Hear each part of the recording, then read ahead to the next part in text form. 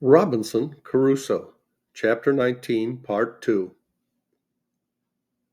But I must confess to you, I made more haste out than I did in when, looking farther into the place, and which was perfectly dark, I saw two broad shining eyes of some creature, whether devil or man I knew not, which twinkled like two stars, the dim light from the cave's mouth shining directly in and making the reflection. However, after some pause I recovered myself, and began to call myself a thousand fools, and tell myself that he that was afraid to see the devil was not fit to live 20 years on an island all alone, and that I durst to believe there was nothing in this cave that was more frightful than myself. Upon this plucking up my courage, I took up a great firebrand, and in I rushed again, with the stick flaming in my hand.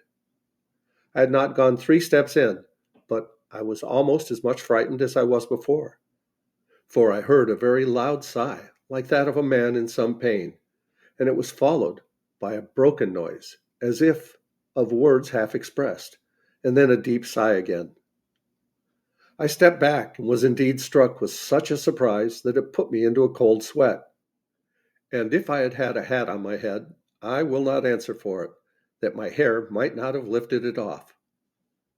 But still, plucking up my spirits as well as I could, and encouraging myself a little with considering that the power and presence of God was everywhere, and was able to protect me, upon this I stepped forward again, and by the light of the firebrand, holding it up a little over my head, I saw lying on the ground a most monstrous, frightful, old he-goat, just making his will, as we say, and gasping for life, and dying, indeed, of mere old age. I stirred him a little to see if I could get him out, and he essayed to get up, but was not able to raise himself. And I thought with myself he might even lie there, for if he had frightened me so, he would certainly have frightened any of the savages, if any of them should be so hardy as to come in there while he had any life in him. I was now recovered from my surprise, and began to look around me, when I found the cave was but very small. That is to say, it might be about 12 feet over, but in no manner of shape either round or square, no hands having ever employed in making it but those of mere nature. I observed also that there was a place at the farther side of it that went in further, but was so low that it required me to creep upon my hands and knees to get into it, and whither I went I knew not.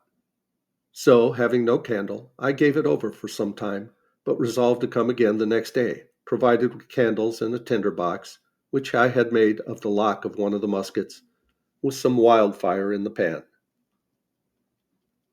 Accordingly, the next day I came provided with 6 large candles of my own making, for I made very good candles out of goat's tallow. And going into this low place, I was obliged to creep upon all fours, as I have said, almost 10 yards, which, by the way, I thought was a venture bold enough, considering I knew not how far it might go, nor what was beyond it. When I had got through the strait, I found the roof rose higher up, I believe near 20 feet.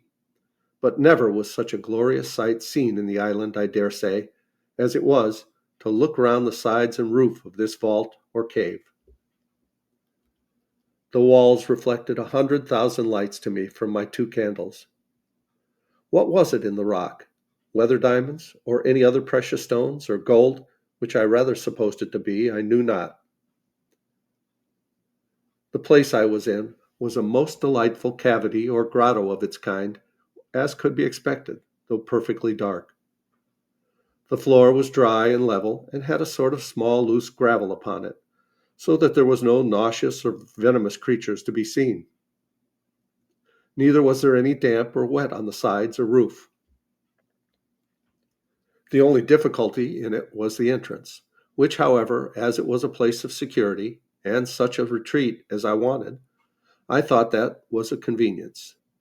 So that I was really rejoiced at the discovery, and resolved without any delay to bring some of those things which I was most anxious about to this place. Particularly, I resolved to bring hither my magazine of powder and all my spare arms, viz., 2 fowling pieces, for I had 3 in all, and 3 muskets, for of them I had 8 in all. So I kept at my castle only 5, which stood ready mounted like pieces of cannon on my outmost fence, and were ready also to take out upon any expedition. Upon this occasion of removing my ammunition, I took occasion to open the barrel of powder, which I went up out of the sea, and which had been wet, and found that the water had penetrated about 3 or 4 inches into the powder on every side, without caking, and growing hard had preserved the inside like a kernel in a shell, so that I had near 60 pounds of very good powder in the center of the cask. And this was an agreeable discovery to me at that time. So I carried all away thither, never keeping above 2 or 3 pounds of powder with me in my castle, for fear of a surprise of any kind. I also carried thither all the lead I had left for bullets. I fancied myself now like one of the ancient giants, which were said to live in caves and holes in rocks where none could come at them. For I persuaded myself, while I was here, if 500 savages were to hunt me, they could never find me out, or if they did, they would not venture to attack me here. The old goat, whom I found expiring, died in the mouth of the cave the next day, after I made this discovery, and I found it much easier to dig a great hole there and throw him in and cover him with earth than to drag him out. So I interred him there, to prevent offense to my nose. I was now in my 23rd year of residence in this island, and was so naturalized to the place and to the manner of living, that could I have but enjoyed the certainty that no savages would come to the place to disturb me, I could have been content to have capitulated for spending the rest of my time there, even to the last moment, till I had laid me down and died, like the old goat in the cave. I had also arrived to some little diversions and amusements, which made the time pass more pleasantly, with me a great deal than it did before.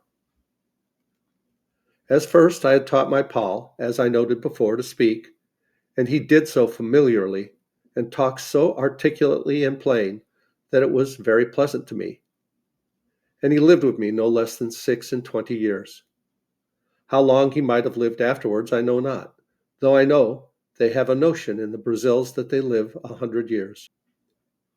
Perhaps poor Paul may be alive there still, calling after poor Robin Crusoe to this day.